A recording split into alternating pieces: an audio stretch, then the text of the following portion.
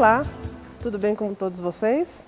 Hoje damos início a mais um programa Código de Honra, um programa que é feito em parceria entre o Instituto dos Advogados de São Paulo e o Tribunal de Justiça do Estado de São Paulo.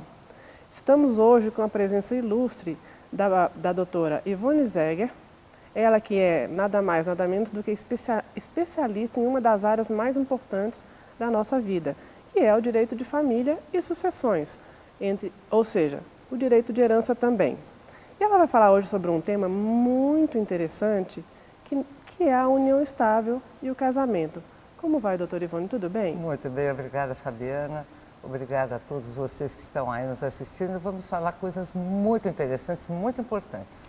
Pelo nosso início de programa, eu já gostaria de convidá-la para mais uns 3 programas, porque o assunto é muito interessante. Então, vocês aguardem as respostas e as novidades, porque vejam bem, acaba de ser equiparado o casamento com a união estável pelo STF. E eu gostaria de lhe perguntar exatamente isso, doutora Ivone. Que impacto tem isso para a vida de um casal? Melhora, piora? E qual é o efeito disso? Perfeito. Fabiana, de toda forma, eu acho que a gente poderia até começar para explicar para o público o seguinte.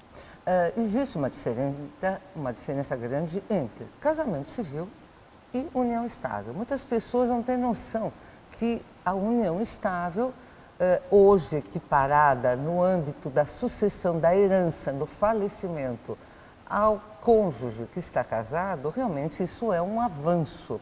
Mas muitas pessoas não sabem o que significa a união estável, como elas podem comprovar. Por quê? Porque normalmente, se você está num casamento, você está casado, você tem um documento, que é a sua certidão de casamento, que é o casamento civil.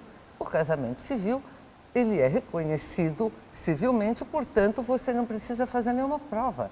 Quando você está casada, você já faz a prova anterior.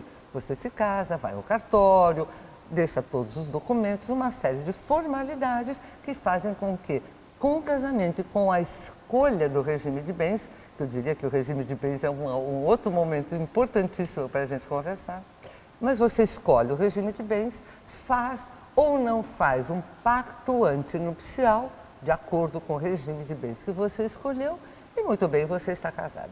Numa união estável, isso não é igual.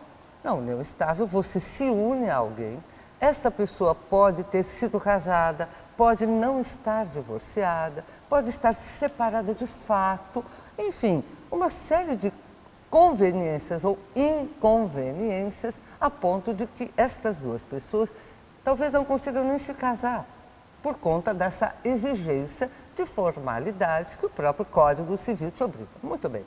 Esse casal está junto, como Deixa é que eu fazer uma pergunta. O que configura de fato a união estável? Então, a união estável, ela vai ser configurada quando o casal prova que está numa convivência pública, contínua e duradoura. Evidentemente, com a finalidade de constituir família. Constituir família não significa ter filhos. Entretanto, você terá sempre, diferentemente do casamento civil, você terá que fazer prova se você se separar ou se alguém vier a falecer. Você deverá, provavelmente muita gente hoje já tem uma escritura de união estável, que ela pode ser feita no cartório e que pode ser uma das provas de que esse casal está numa união estável. Entretanto, a lei obriga, o código te obriga a provar no judiciário, caso você se separe, ou caso você tenha o falecimento de um dos dois companheiros, o judiciário vai te obrigar a provar que você estava numa união estável, evidentemente através de uma série de documentos. E, como hoje nós vamos conversar sobre a união estável do ponto de vista da equiparação com o casamento que foi feita pelo STF, então eu quero de toda forma dizer um pouquinho, conversar alguma coisa, Fabiana, comentar com o público qual é a grande diferença de alguém que se separa ou se divorcia e de alguém que acaba falecendo em relação à união estável. Até para ajudar o nosso telespectador, porque eu fiquei com essa dúvida, provavelmente o nosso telespectador está. Quando você definiu o que é união estável, você não necessariamente falou que o casal precisa estar morando na mesma casa. Há a necessidade de que a moradia seja conjunta para configurar a união estável ou não? Então, essa é uma das questões. Atualmente, já realmente de alguns anos para cá, o judiciário ele não obriga que você coabite, que você esteja em coabitação com o seu companheiro.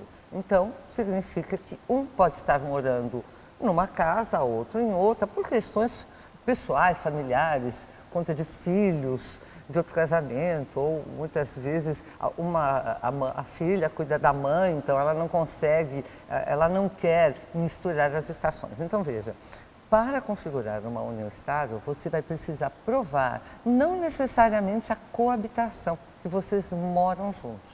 Entretanto, você vai precisar provar aquilo que eu acabei de dizer, a convivência pública. Pública é o seguinte, todo mundo tem que estar sabendo, não tem nada escondido. Não pode ser assim, não, eu estou com alguém, mas ninguém sabe que eu estou. Essa prova você já não vai conseguir fazer. Então, a convivência pública contínua, não pode estar junto e separar, volta, separa, vai e volta. Isso você também não pode. Se você fizer isso, você não configura outra das necessidades para que você tenha a prova. E o tempo, lembra? Convivência pública, contínua e duradoura. E muita gente pergunta, Fabiana, mas quanto tempo eu vou ter que ter para poder provar? Antigamente você tinha um tempo, 5 anos, etc. Não é mais assim. Muitas pessoas me perguntam e eu digo, não, esqueça este tempo que era do código anterior.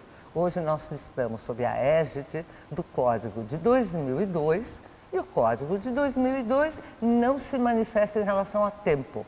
O tempo você vai provar e o juiz vai entender se aquele realmente foi um tempo que te dá direitos e, obviamente, deveres.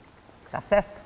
E vamos então para a parte que fala dessa decisão então do STF que Perfeito. iguala o casamento com a união estável e seus impactos. Quando há o divórcio ou quando uma das partes morre, como que fica essa situação diante dessa nova decisão do STF?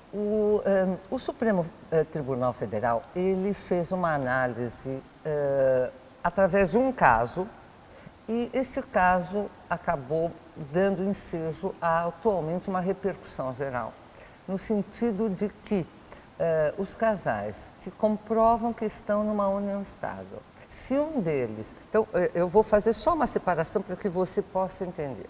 Se você vier a se separar e está numa união estável, você, lembre-se, vai ter que provar tudo aquilo que eu acabei de comentar com você e, evidentemente, vocês terão direito a quê? Na união estável comprovada, existe o direito a que vocês dividam aquilo que foi adquirido, onerosamente comprado durante a união estável. Então, se você está numa união estável, comprova, existem bens que foram adquiridos na constância da união estável, vocês vão poder dividir, mesmo que esse bem tenha sido comprado só por um dos companheiros. Mas se for provado que foi adquirido onerosamente, com valores ocorridos dentro desta união e no momento em que vocês estavam juntos, esse bem será dividido, esse ou esses bens serão divididos entre vocês. E é assim que funciona. Se você tiver uma escritura de união estável, lembre-se que quando você faz uma escritura de união estável no cartório, você pode definir que tipo de regime de bens você terá em relação ao seu companheiro. Pode ser comunhão parcial de bens, que é o mais comum, a comunhão total de bens, separação total de bens e por aí nós vamos. Muito bem. Entretanto, agora vem o Supremo Tribunal Federal recém decidiu, isso foi em agosto de 2007, que as pessoas que vivem em união estável serão equiparadas às pessoas que estão casadas. O que significa isso? Lembre-se que eu dei todo um histórico do que estava acontecendo com uma pessoa casada, o porquê, e com alguém que estava numa união estável. O Código Civil, no seu artigo 1790, esse artigo dizia, até o presente momento, que aqueles que estivessem numa união estável e se houvesse o falecimento de um dos companheiros, o outro companheiro teria direito exclusivamente, número 1, primeiro, a meação.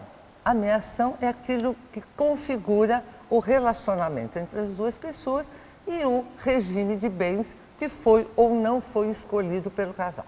Muito bem.